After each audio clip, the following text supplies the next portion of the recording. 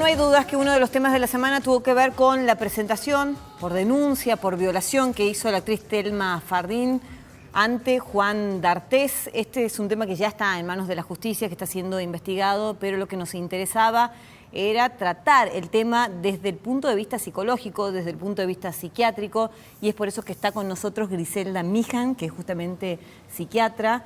Trabaja en la clínica Melar, pero también es miembro del Instituto Modelo de Cardiología. Gracias por estar con nosotros. Y empezar a tratar de descubrir qué es lo que le pasa a quien ha sido víctima de un abuso o quien ha sido víctima de una violación, porque entre otras cosas lo que se dijo es ¿por qué la denuncia se hace habiendo pasado tantos años? ¿Es habitual? ¿Sucede muchas veces que la mujer se cura primero y denuncia después? Primero que todo, bueno, muchas gracias por invitarme. Gracias. Me parece que es un tema que los psiquiatras y los psicólogos, o sea, todos los que trabajamos en este rubro, lo tratamos con mucha frecuencia. Es muy frecuente ver estos casos y es muy frecuente que las personas hablen o digan, en este caso ha hecho la denuncia, pero es muy frecuente incluso hasta que lo digan y no hagan nunca una denuncia mucho tiempo después. O sea, no es algo raro, no es algo que no es habitual que una persona denuncie o hable de esto mucho tiempo después, porque una vez que pasó este episodio, las personas quedan choqueadas, quedan con montones de sentimientos encontrados, si tuvieron culpa, si no tuvieron culpa, si provocaron, si no provocaron, si, o sea, un montón de confusiones o de miedos de lo que puede pasar si dicen algo, y a veces hasta presentan disociaciones psíquicas que hacen que olviden momentos o los quieran olvidar o no quieran recordarlos. Entonces hay múltiples mecanismos que pueden llevar a una persona a que lo diga inmediatamente y a otra que lo calle mucho tiempo.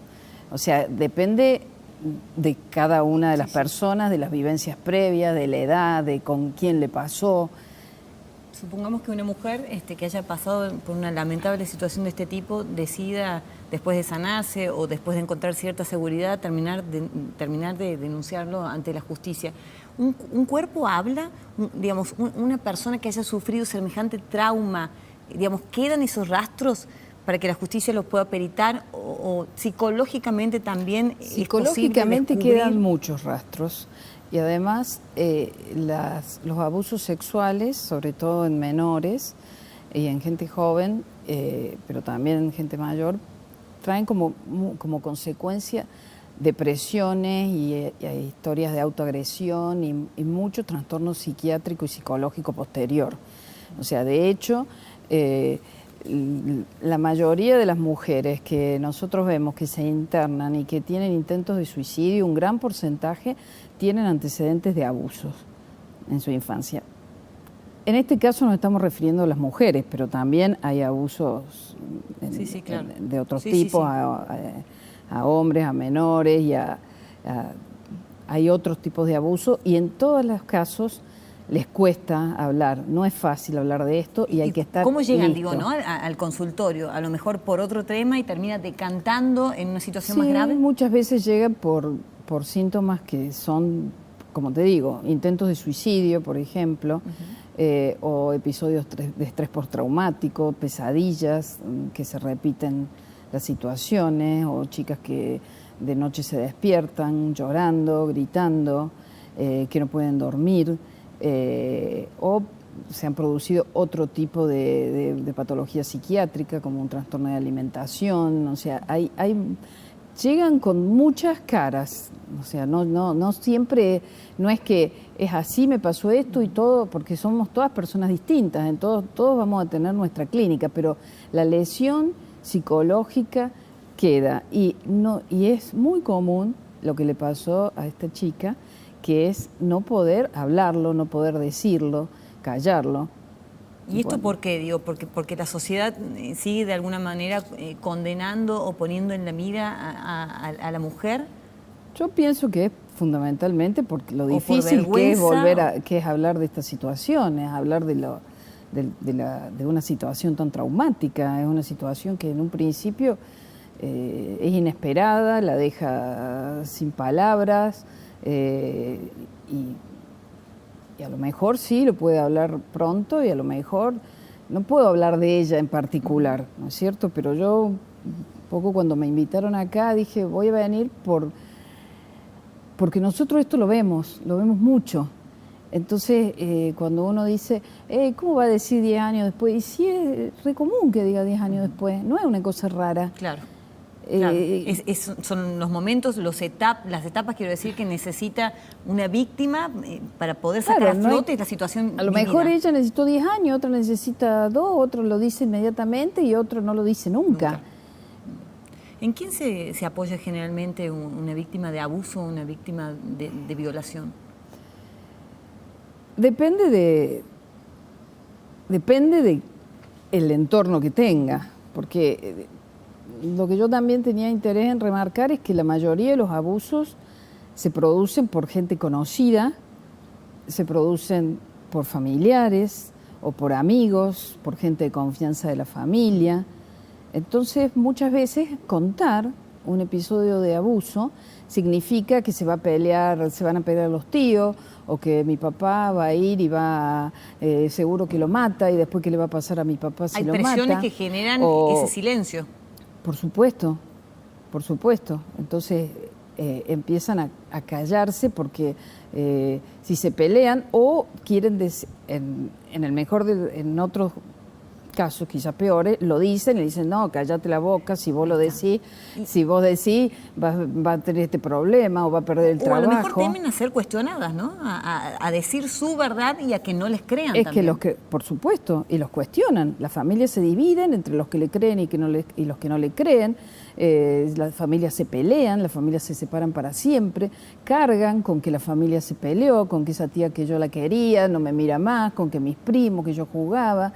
O sea, hay un montón de situaciones que hay que afrontar después de animarse a decir esto. Y que, bueno... La sociedad, doctora, habrá madurado en estos últimos años, sobre todo poniendo y evidenciando determinados casos que inclusive son mediáticos, pero que provocan, quiero decir, un alcance en toda la sociedad. ¿Esto se irá superando? Y sobre todo si las nuevas generaciones, digamos, ya...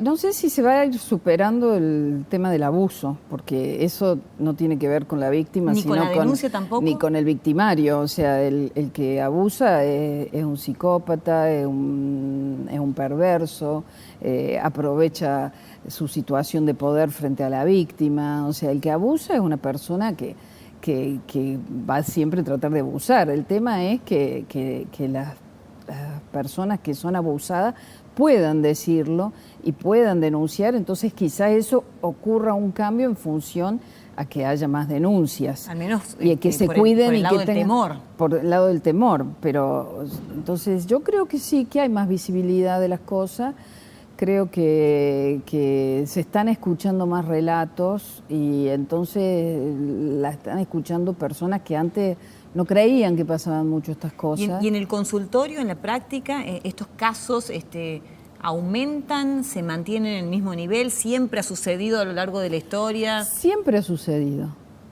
siempre ha sucedido. Puede ser que haya más aumento por los desórdenes a veces familiares que hay, la mezcla de gente y que los chicos a lo mejor están descuidados. Puede ser que haya más abusos, pero siempre han sucedido. ¿Se puede vivir con una situación, digamos, habiendo atravesado una situación de este tipo, o siempre es necesaria la ayuda? La ayuda es necesaria siempre. O sea, se puede vivir, algunas personas tienen más recursos que otros, porque tienen más recursos psicológicos, porque genéticamente tienen menos predisposición a deprimirse o porque tienen otras ventajas, pero depende también de la vulnerabilidad que tenga la víctima, la vulnerabilidad social, la vulnerabilidad económica, depende de muchas, aunque esto pasa en cualquier clase social, ¿no es cierto? O sea, no es algo que pasa en determinadas clases sociales, pero hay algunas personas que culturalmente pueden llegar a tener más capacidad para para manejarlo. Pero todos sí necesitan un tratamiento. Lo último, ¿no? Y me quedo con el abusador, con la persona que padece este tipo de trastorno, porque tenemos que hablar de una persona enferma, digamos, un abusador. Sí, podemos hablar de enfermo, no sé el concepto, porque la psicopatía, si bien no se considera, o sea, porque el psicópata es considerado como una anormalidad en la conducta, pero no sé si podemos decir que es un enfermo, porque los enfermos... Digo, no, pero alguien así no se recupera o no se recupera, una persona que tiene esta tendencia. Una persona perversa, muy difícil que se recupere, muy difícil, o sea, podrá cuidarse un poco más, pero muy difícil, primero porque no tiene culpa, porque no tiene no necesita el sentir que tiene que cambiar. En general no le pasa eso.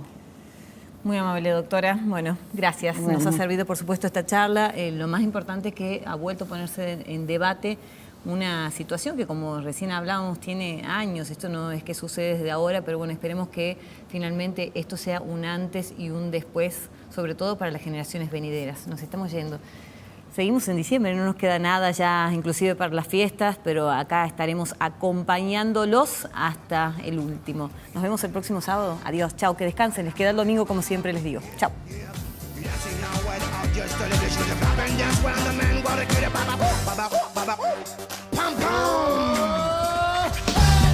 ¿Querés beneficios y canjear tus puntos por increíbles premios? Asociate sin cargo a Club Personal.